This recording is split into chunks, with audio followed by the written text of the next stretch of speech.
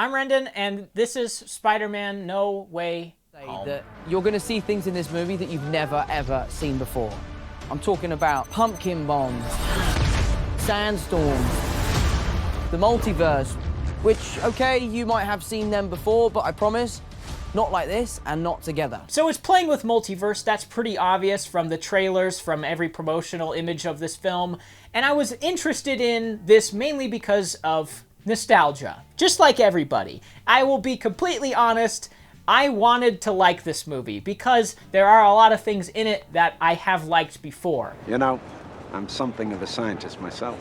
And that's what Disney's doing these days. They're taking old properties and making them new properties, but without making the new properties actually new. They're just taking the old and dusting it off and then presenting it as something that's new in a slightly different format, in a slightly different context, with slightly different characters. And that's essentially what No Way Home does. And that's kind of my biggest problem with it. It isn't that this new is bad or that the old is particularly bad. It's just that that meshing doesn't quite work for me. It plays into the plot in a way that I didn't expect, that I kind of enjoyed, but I just don't care for movies that constantly have to reference old things. Like when Willem Dafoe says, I'm something of a scientist myself. It feels like they just couldn't help themselves. Like, we have to put that line in. You know, I'm something of a scientist myself. You know, I'm something of a scientist myself. It just feels like Disney at this point has no interest in making new things. They have new ideas that they plug into old ideas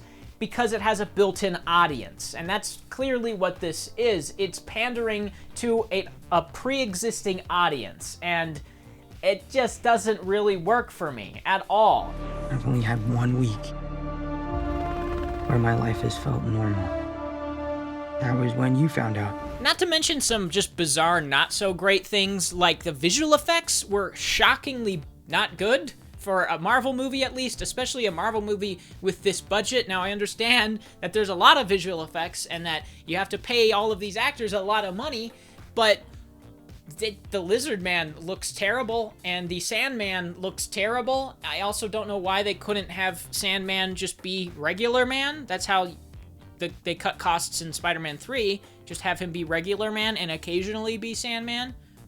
What makes me think that they couldn't get that actor for very long, and so they just had him do voiceover work in a booth, and then that was it. Again, it feels kind of cynical. When you botched that spell where you wanted everyone to forget the Peter Parker Spider-Man, we started getting some visitors. So I guess that's sort of the theme of the movie, is actually dealing with your problems, but in the end, he doesn't. He just wipes everyone's brains, so everyone forgets that he was even who he is, Peter Parker. So he doesn't really. It's very bizarre. I kind of just wish that this was a movie where he was dealing with that fact. He was trying to live a normal life while everyone knew who he was. Because that's kind of what Iron Man did at the end of Iron Man. And they don't really deal with that in a way that's interesting either in Iron Man 2. I'd want a movie where a superhero is dealing with the fact that people know who he is, and they don't have that. I am Iron Man.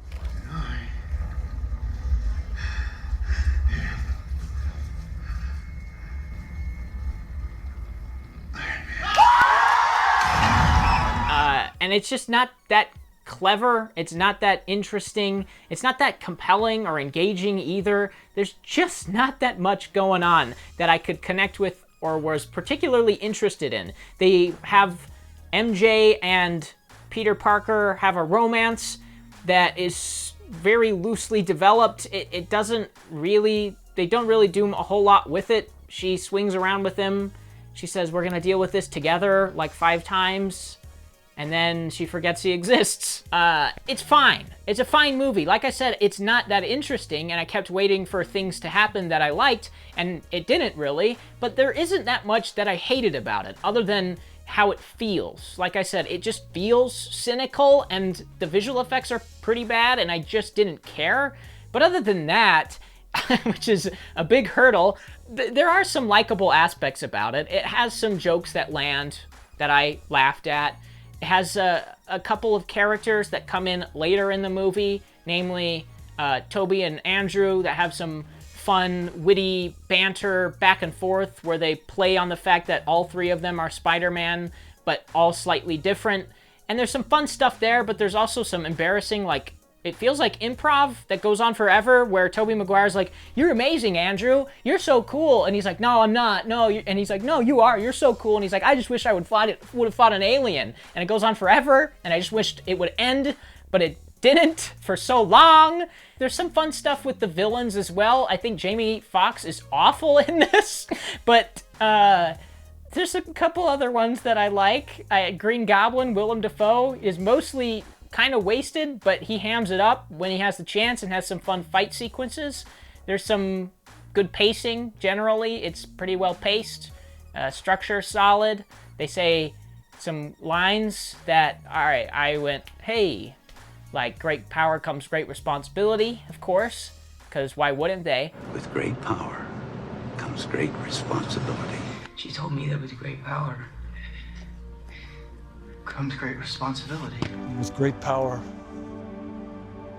comes great responsibility. He believed that if you could do good things for other people, you had a moral obligation to do those things. That's what's at stake here. Oh, that's bad. And that's it. I don't know. I really don't have a lot to say about it, I guess. I give it 5. It's perfectly fine. Perfectly fine.